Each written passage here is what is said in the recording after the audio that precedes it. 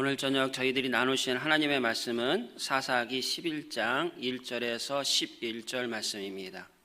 길르앗 사람 입다는 큰 용사였으니 기생이 길르앗에게서 낳은 아들이었고 길르앗의 아내도 그의 아들들을 낳았더라.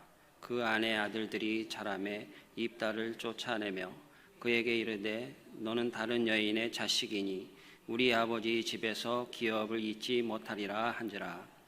이에 입다가 그의 형제들을 피하여 돕당에 거주하며 잡류가 그에게로 모여와서 그와 함께 출입하였더라. 얼마 후에 암몬 자손이 이스라엘을 치려 하니라. 암몬 자손이 이스라엘을 치려 할 때에 길라 장로들이 입다를 데려오려고 돕당에 가서 입다에게 이르되 우리가 암몬 자손과 싸우려 하니 당신은 와서 우리의 장관이 되라 하니 입다가 길라 장로들에게 이르되 너희가 전에 나를 미워하여 내 아버지 집에서 쫓아내지 아니하였느냐? 이제 너희가 환난을 당하였다고 어찌하여 내게 왔느냐 하니라. 그러므로 길라 장로들이 입다에게 이르되 이제 우리가 당신을 찾아온 것은 우리와 함께 가서 암몬 자손과 싸우려게 하려 함이니 그리하면 우리가 당신이 우리 길라 모든 주민의 머리가 되리라 하매 입다가 길라 장로들에게 이르되 너희가 나를 데리고 고향으로 돌아가서 암몬 자손과 싸우게 할 때에 만일 여호와께서 그들을 내게 넘겨주시면 내가 과연 너희의 머리가 되겠느냐 하니 길라 장로들이 입다에게 이르되 여호와는 우리 사이의 증인이시니 당신의 말대로 우리가 그렇게 행하리다 하니라. 다 같이 하시겠습니다. 이에 입다가 길라 장로들과 함께 가니 백성이 그를 자기들의 머리와 장관을 삼은지라. 입다가 미스바에서 자기 말을 다 여호와 앞에 아뢰니라. 아멘. 할렐루야. 우리 인생이라는 것이 어떻게 보게 되면 하나의 경기와 같다라고 할 수 있습니다. 그러므로 우리가 항상 살아가면서 어떻게 이 인생 경기를 어떻게 훌륭하게 치룰까? 이런 문제의식을 가지며 살아야 할 것입니다. 그러나 인생 경기를 치룰 때에 우리가 꼭 기억할 것이 하나 있는데 그것은 경기에는 승자가 있고 또 패자가 있다라는 사실입니다. 또한 하나 더 알아야 될 것이 있다면 그것은 항상 승리하는 자도 없고 항상 패배하는 자도 없다라는 것입니다. 특별히 인생 경기 중에는 더욱 그러할 것입니다. 그러므로 항상 승리하는 자가 없으므로 승리하게 된다면 내가 다시 실패할 수도 있다라는 그런 마음을 갖고 항상 겸손한 태도를 갖춰야 할 것입니다. 반대로 항상 패배하는 자도 없기 때문에 한번 실패하면 절대로 낙심하지 말아야 할 것입니다. 실패한 곳에서 투재를 불태우는 사람, 그런 사람은 하나님은 반드시 일으키십니다. 적극적인 사고방식의 이 주창자인 노만 빈센트 필 목사님이라는 분이 계신데 그분이 하신 말씀입니다. 그분은 늘 심호흡을 3번을 합니다. 다음과 같이 말을 하면서 심호흡을 하는데 첫 번째 심호흡을 하면서 나는 확신을 마시고 두려움을 내쉰다 라고 말하고 있습니다. 그리고 두 번째 심호흡을 하면서 나는 힘을 마시고 나약함을 내쉰다 라고 말하고 있습니다. 그리고 세 번째 심호흡에서는 나는 승리를 들이마시고 패배를 내쉰다 라고 이렇게 말하고 있습니다. 우리 믿는 사람들, 우리들은 이런 적극적인 태도를 가져야 될 줄로 믿습니다. 오늘 본문에는 실패와 아픔을 딛고 일어선 한 인물이 나옵니다. 기생의 자식으로 왕따 당했다가 이스라엘의 전쟁 영웅이 된 입다가 바로 그 사람입니다. 그래서 입다의 이야기는 패배를 딛고 승리의 삶을 만들어가는 인생 역전승에 관한 몇 가지의 교훈을 주고 있습니다. 오늘 말씀을 통해서 역전의 용사가 되기 위해서는 어떻게 해야 또 하나님을 경험할 수 있는지 우리는 무엇이 필요한지 살펴보고자 합니다. 첫 번째로 가장 중요한 것은 바로 하나님을 만나는 것입니다. 1절부터 3절 말씀을까지 보면 이런 내용이 나오죠. 입다는 기생의 아들이었습니다. 그리고 입다는 다른 여인의 자식이라며 가정으로서부터 쫓겨났습니다. 쫓겨나서 더 이상 어떻게 할 수가 없기 때문에 입다는 돕당에 거하면서 잡류의 두목이 되었습니다. 그렇다면 우리 한번 이런 생각을 해봅시다. 그가 하나님을 만났을까? 아니면 만나지 못했을까? 그가 단순한 폭력배의 두목이었을까? 또는 하나님을 믿는 사람이었을까요? 이 내용은 9절의 말씀을 통해서 우리는 확신을 가질 수 있습니다. 9절 말씀 한번 보시면 암몬이 쳐들어와서 길앗 장로들이 구원을 요청했을 때에 입다가 뭐라고 말하고 있습니까? 만일 여호와께서 그들을 내게 넘겨주시면 내가 과연 너희의 머리가 되겠느냐라고 고백하고 있습니다. 이 말을 보게 되면 그에게 여호와 하나님 신앙이 있었다라는 것을 우리는 알 수가 있습니다. 그가 언제 하나님을 만났는지 그거는 알 수가 없습니다. 그러나 하나님을 만났다라는 사실만큼은 분명합니다. 그리고 이것이 그 인생 역전의 발판이 되었을 것입니다. 그처럼 인간에게서 가장 중요한 것이 있다면 그것은 바로 하나님을 만나는 것입니다. 이 땅에서 우리가 거하면서 이렇게 살아가면서 조금 못 살아도 괜찮습니다. 병들어도 괜찮습니다. 좀 못생기면 어떻습니까? 저처럼 키가 크면 어떻습니까? 목사님처럼 키가 작으면 어떻습니까? 그러나 중요한 것은 하나님을 만나지 못하면 절대로 괜찮지 않다라는 것입니다. 그러므로 우리에게 중요한 것은 우리가 하나님을 만나는 일이라 할 것입니다. 사랑하는 성도 여러분, 예배라는 것이 무엇입니까? 그 시간에 무슨 일이 날까요? 쉽게 우리 말한다면 하나님을 만나는 시간이라 할 것입니다. 같은 예배를 드린다고 해서, 규모가 작은 예배를 드린다고 해서 그 예배의 소중함을 잊어버리면 안 될 것입니다. 예배를 통해서 이루어지는 하나님과의 만남 속에서는 위대한 역사의 씨앗이 있습니다. 그러므로 예배를 통한 하나님과의 만남을 결코 가볍게 여겨서는 안 될 것입니다. 중요한 것은 바로 우리가 정말 하나님을 만나고 있는가 하는 것입니다. 왜냐하면 그 사실 안에 가장 위대한 가능성이라는 씨앗이 있기 때문입니다. 오늘 예배에 참석한 여러분들은 다 하나님을 만난 사람들입니다. 그렇다면 여기 어느 누구도 성자나 성녀가 되지 못할 사람은 없습니다. 성공하지 못한 사람도 없습니다. 역전승을 이루지 못할 사람도 없습니다. 사랑하는 성도 여러분, 정말로 하나님과의 만남을 소중히 여기며 사시기를 바랍니다. 두 번째로는 항상 하나님을 배경으로 삼고 살아가는 것입니다. 하나님을 만난 사람은 이제 어느 상황에서도 하나님을 내세워야 할 것입니다. 그리고 어느 상황에서도 하나님을 생각하며 자신감을 잃어서는 안 될 것입니다. 입다처럼 하나님을 만났으면 정말로 자신감 있게 살아야 할 것입니다.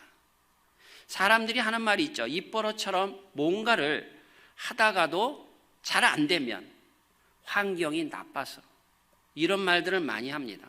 그런데 입다야말로 환경이 나빴습니다. 또는 나한테 배경이 없기 때문에 내가 일이 잘 안 된다고 그런 말들도 많이 합니다. 역시 입다야말로 배경이 없습니다. 입다는 기생의 아들이었고 그 이후로 가정에서 쫓겨났습니다. 할 수 없이 입다는 돕당에 거하면서 잡느들의 두목이 되었습니다. 이런 입다야말로 환경도 나빴고 배경도 없는 인물인 것입니다. 그런데 입다의 이 이름의 뜻이 무엇입니까? 그 이름의 뜻은 바로 하나님이 열어주실 것이다라는 것입니다. 그리고 하나님께서는 진정으로 열어주셨습니다. 환경과 배경을 탓하는 것이 없습니다. 하나님이 열어주시면 모든 것이 다 이루어질 줄로 믿습니다. 그처럼 정말로 절망 중에 새로운 내일을 열어간 사람들이 얼마나 많은지 모릅니다. 인도의 간디나 독일의 슈바이처처럼 20세기의 3대 성인이라고 불리우는 일본의 가가와 도요 히코라는 목사님이 계십니다. 하천 풍원이라고 하더라고요. 이 목사님은 창녀의 아들로 태어나서 젊었을 때 19세에 폐결핵으로 거의 죽을 뻔했습니다. 그리고 그가 많은 사역을 통해서 가는 과정에 얼마나 많은 어려움과 죽음이 앞에 있었는지 그 말로 할 수가 없습니다. 그러나 하나님이 길을 열어주셨습니다. 다시 한번 말씀드리자면 하나님이 길을 열어주시면 언제든지 길이 있습니다. 하나님이 길을 열어주시면 어떻게 되겠습니까? 자기를 따돌리던 사람이 자기에게 찾아와 용서를 빌게 될 것입니다. 형제들은 입다를 따돌렸지만 나중에는 전 백성들이 와서 그를 찾아왔습니다. 또한 요셉도 형제들로부터 따돌림 당했지만 나중에는 그에게 자비를 구했습니다. 사랑하는 성도 여러분, 따돌림 당하는 것으로 인해서 절대 속상해하지 마시기 바랍니다. 따돌림 당하는 그 시간을 잘 알고 보면 얼마나 소중하고 또 얼마나 값어치 있게 사용할 수 있는 시간인지, 그 시간이 우리를 얼마나 발전시킬 수 있는 시간인지 모릅니다. 그렇다고 해서 억지로 따돌림 당하는 그런 태도, 그런 언행, 그런 성격을 가질 필요는 없죠. 어떤 분은 따돌림 당하기를 자초하면서 나중에는 따돌림 당했다고 속상해합니다. 섬기고 헌신하는 마음을 가졌다면 따돌림 당하는 일은 거의 없겠지만, 혹시 이유 없이 따돌림 당한다 하더라도 넉넉한 모습으로 그 상황을 안으시기 바랍니다. 다른 사람들이 나를 따돌리고 그들만이 함께 놀고 시간을 주어서 그렇게 놀고 있을 때에 그 시간은 나한테 주어진 시간이기 때문에 고맙다고 생각해야 하고, 나는 그 시간에 하나님과 교제하면 되지 않겠습니까? 다른 사람들이 함께 놀 때에 나는 자기 발전을 이루면 얼마나 좋겠습니까? 그처럼 하나님이 우리의 배경이 되어주시면 무슨 염려와 소외감이 있겠습니까? 우리가 아무리 배경을 잘 만들어도 하나님의 배경이 되어주시 않으신다면 아무 소용도 없고, 우리가 아무리 사람을 잘 붙잡아도 하나님이 붙여주시지 않으면 아무런 소용이 없는 것입니다. 하나님이 배경이 되어주셔야 하고 하나님이 붙여주셔야 합니다. 9절 말씀을 다시 한번 보면 뭐라고 말하고 있습니까? 만일 여호와께서 그들을 내게 붙이시면, 이렇게 고백하고 있습니다. 이 말은 무슨 뜻이겠습니까? 하나님께서 역사하지 않으시면 아무것도 할 수 없다라는 말입니다. 물질도 사람도 그리고 건강도 하나님께서 붙여주셔야 합니다. 그리고 하나님을 배경으로 사는 사람들은 한이 맺혀서 살지는 않아야 할 것입니다. 그 사실을 우리는 입다를 통해서 명백히 알 수 있습니다. 입다는 하나님의 도우심으로 나중에 엄청난 세력을 형성됐었음에도 불구하고 자기를 내쫓았던 형제와 그 백성들을 찾아가서 복수하지 않았습니다. 오히려 암몬 족속으로부터 동족을 보호하고 가난한 사람들을 보호하는 입다였습니다. 어렸을 때에 버림받았던 그 서러움과 분노를 사회에 쏟아붓고 이웃에 쏟아부어서 결국에는 인생을 망치는 사람들 얼마나 많이 봅니까? 그러나 입다는 자기에게 있는 그 분노의 감정을 창조적으로 활용했고 오히려 자기의 인생을 유익하게 만드는 발판으로 삼았던 것입니다. 어떻게 그렇게 할 수 있겠습니까? 하나님을 배경으로 삼아 하나님의 갚아주심을 믿고 나아갔기 때문인 것입니다. 그래서 그는 이스라엘의 큰 용사요 위대한 사사가 된 것입니다. 사랑하는 성도 여러분, 지금 여러분들은 어떤 일로 인해서 분노의 감정이 있으십니까? 이따처럼 그 감정조차도 창조적으로 활용할 수 있기를 바랍니다. 분노와 한해는 엄청난 잠재 에너지가 숨어 있습니다. 그 힘을 창조적으로 사용한다면 그것을 통해서 엄청난 전력을, 엄청난 기적을 우리는 생산할 수 있을 것입니다. 인간은 누구나 한 번쯤 입다처럼 거절감과 또 소외감을 경험하게 됩니다. 그러나 그 사실 때문에 인생을 포기할 수는 없는 것입니다. 그럴수록 우리는 더욱 열심히 살려고 해야 할 것입니다. 그러면 역전의 기회는 반드시 찾아옵니다. 그리고 자기들을 따돌렸던 사람들이 찾아와 머리를 숙일 것입니다. 그러므로 하나님을 배경으로 삼는 역전의 용사들이 다 되시길 바랍니다. 세 번째로, 항상 하나님께 기도하는 마음으로 살아가는 것입니다. 하나님을 배경으로 사는 사람은 아무리 큰 성취를 해도 겸손을 잃지 말아야 합니다. 입다는 암몬 족속이 쳐들어와서 도와달라는 그 길르앗 장로들의 갑작스러운 요청을 받았을 때에 처음에는 이를 못마땅하게 여겼습니다. 아니, 내가 미워해서, 나를 미워해서 내 아버지 집에서 쫓아낼 때는 언제고 이제 와서 도와달라는 거냐고 그렇게 따졌습니다. 입다도 인간적으로는 돕고 싶지 않았을 것입니다. 그러나 결국 입다는 자기 백성들의 위기를 외면하지 않았습니다. 그는 기분대로 또 감정대로 움직이지 않고 하나님의 큰 뜻대로 움직인 것입니다. 결국 이스라엘의 군대의 대장이 되었고 암몬 자손과 싸워 나가는 것을 그는 수락했고, 그리고 나아가서 그는 중요한 이런 말을 하였습니다. 11절 말씀입니다. 이에 입다가 길르앗 장로들과 함께 가니 백성이 그를 자기들의 머리와 장관을 삼은지라. 입다가 미스바에서 자기의 말을 다 여호와 앞에 아뢰니라. 아멘. 여기서 중요한 부분, 여호와 앞에 아뢰니라, 바로 이 구절입니다. 인생의 승리, 그 승리의 중요한 비결이 바로 이 구절 속에 숨어 있는 것입니다. 여러분은 지금 어려움이 있습니까? 어려움이 닥치면 사람은 두 가지 분류로 나눠지죠. 어떤 분은 어려움 때문에 하나님을 의심하고 신앙을 버립니다. 또는 그러나 어떤 분은 그 어려움으로 인해서 더욱더 하나님께 가까이 나아옵니다. 후자처럼 우리는 어려움 속에서 여호와를 찾고 그 아래는 자세가 있어야 할 줄로 믿습니다. 입다처럼 여호와를 찾고 아뢰는 게 되는 그때 우리는 무엇을 얻게 됩니까? 실패를 딛고 일어설 수 있는 힘과 지혜를 얻습니다. 이것이 바로 기도의 힘입니다.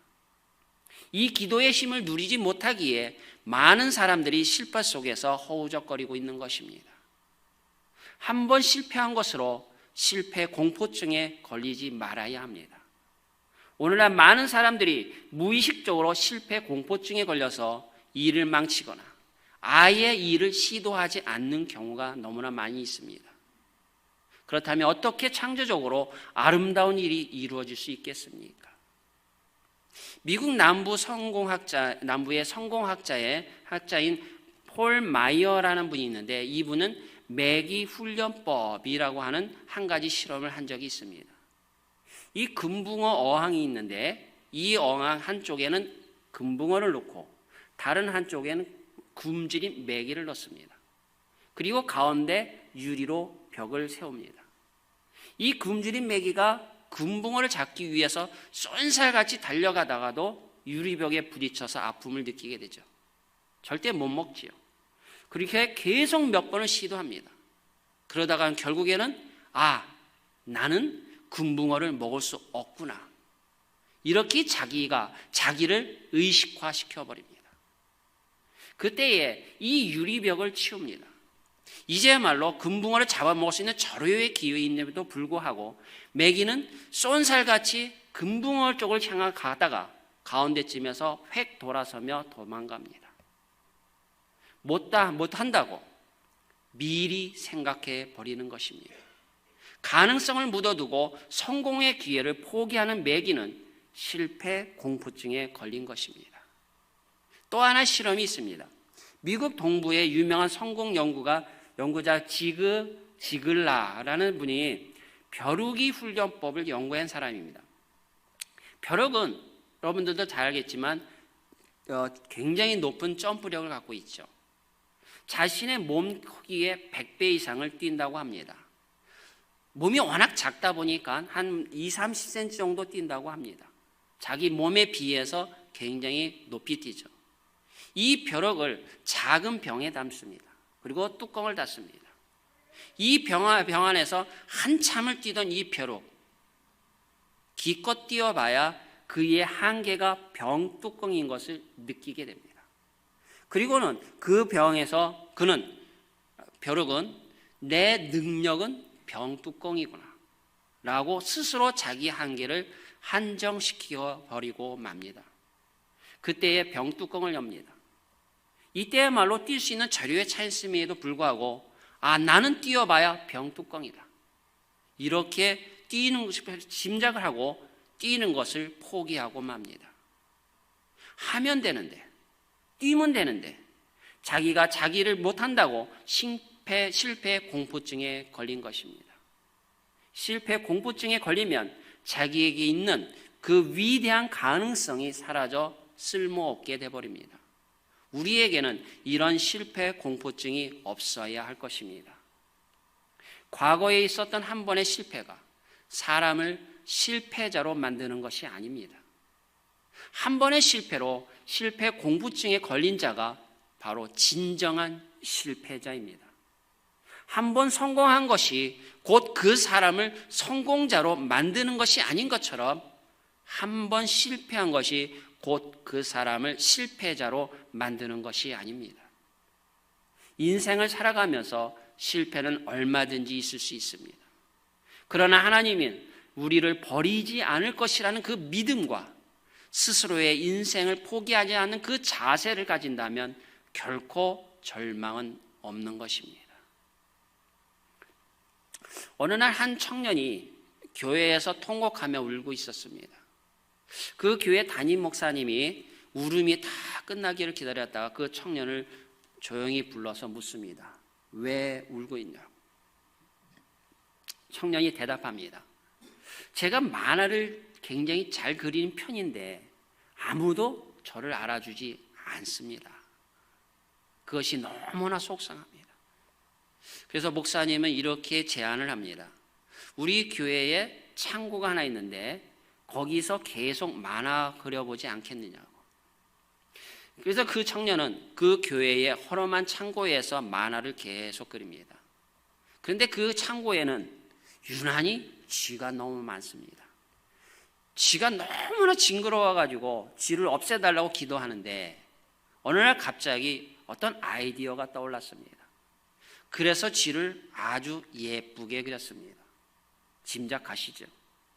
그렇게 해서 생겨난 쥐가 바로 미키마우스였고 미키마우스로 인해서 역사상 가장 유명한 만화가가 탄생했는데 그가 바로 우리가 너무나 잘 알고 있는 월트 디즈니입니다.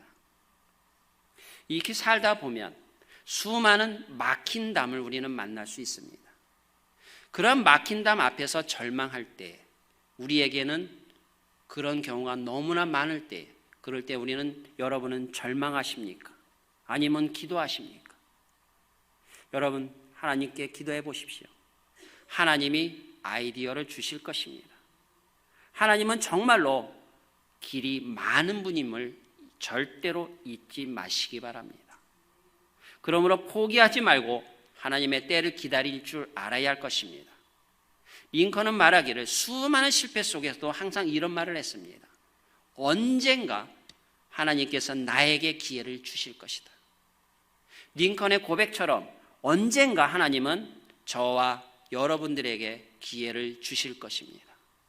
사랑하는 성도 여러분, 어떤 일을 만나도 성급한 마음으로 실망하지 말기를 바랍니다. 하나님을 배경으로 삼고 겸손한 기도를 통해서 역전의 용사가 되고 하나님을 만나는 그런 시간이 되시기 바랍니다. 그러기 위해서 다시 한번 힘차게 내일의 새로운 역사를 열어가기를 주님의 이름으로 축원드립니다.